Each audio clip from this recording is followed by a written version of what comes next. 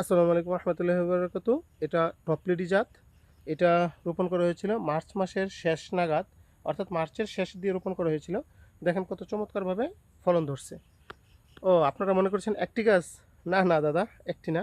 এই যে দেখেন পরের গাছ, এই যে এটা, তারপরেরটা দেখবেন, এই যে দেখেন পরেরটা, তারপরে এইভাবে এই দিকে, এই যে দেখেন এটা তো পেঁপে আসছে।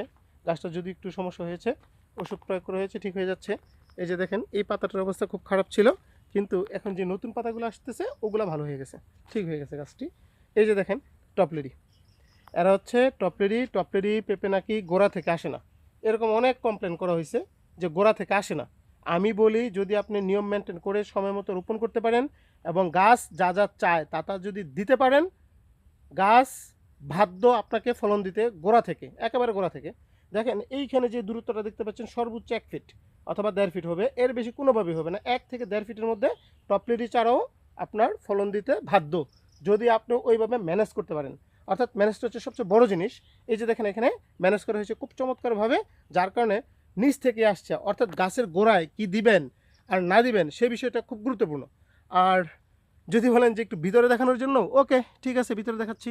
এই যে দেখেন কত গোড়া থেকে পেঁপে, ওই যে দেখেন এগুলা আগে লাগানো, অর্থাৎ ওইগুলা জানুয়ারির শেষ দিকে লাগানো ওই পেঁপে গাছগুলা, যার কারণে ওইগুলাতে গোড়া থেকে পেঁপে পেঁপে আছে। আর এই কেলটাতে ছিল আপনার বিটরুট।